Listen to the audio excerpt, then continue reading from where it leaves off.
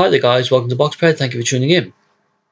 Another fight on the Leeds card this weekend is for the WBC International Featherweight title, and it sees Josh Warrington going up against Patrick Hyland. I like this fight, I think it's really competitive. Of course, the international title is seen as kind of the stepping stone to the full world title fight. And of course, Patrick Hyland fought for the full world title, WBC world title, against Gary Russell Jr. in his last fight this year, where he got stopped by Russell Jr. And he's also fought, the only other loss he has was against Javier Fortuna, who took a unanimous decision from him. So there's no shame in his two only losses. They've been up against pretty top guys at the time he fought them. And I think he'll try to use that world-class experience that he has to coming into this fight. And I definitely think he'll be game for this fight. Both fighters will. And what I like about Hyland for this fight is that he has a pretty good movement. He has pretty good reactionary defense. He likes fighting from the outside. He likes to pick his shots. And I think that he's quite a fluid fighter, even compared to Josh Warrington, who, when I look at Josh Warrington, I think of a more structured fighter than Hyland is, perhaps. He keeps form very well, which is obviously a good thing, Warrington. But ultimately, I really think Hyland will be game in this fight, and I think he'll make it. He potentially poses some tough problems for Josh Warrington in the fight. But of course, the fight is in Leeds. Josh Warrington is a Leeds fighter. He's going to have a lot of support. It's going to be a very the crowd is going to be definitely for him. It's going to be very much a home fight for Josh Warrington.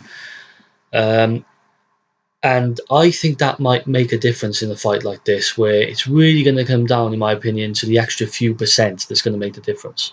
Because, like I said, I think it's going to be hard fought. I think Warrington will live up to his alias. I think he'll be a warrior in this fight. I think he'll pull through, and I'm actually picking Josh Warrington to win by decision, and I think it might be a close one. And looking at Warrington, he has a very good jab. So I also think what I'm mentioning here about Warrington is why I give him an edge, is because he does have a good jab from the outside. I think he can fight from the outside, but I also think he would be the more comfortable fighter when things get tough on the inside. I like how Warrington is able to switch very quickly from outside to inside. He'll kind of jump in and then use inside fighting rather than... Sometimes it's better to work your way in, but Warrington has this knack of being able to just switch straight away, get from outside to inside, put pressure on the opponents. He is good pushing guys back and going inside, getting them up against the ropes, working away at the body. And I just think that he has perhaps a more well-rounded game. And I also think Josh Warrington has volume over Patrick Hyland. Something against Hyland, one of his disadvantages against, for example, his fight against Fortuna. I know it's some years ago now, but he lacked volume. And I thought he didn't particularly fight badly. And I wouldn't have said he got dominated at all. But it was that volume in the end that really told. And I think that Warrington has that volume. I think he's going to be able to keep the pace up with the full fight. And I think that in the end, he's going to just have enough to pull through and be the guy who gets over the finish line first. So I'm not going to go much further with this. I like the fight. I think it's competitive.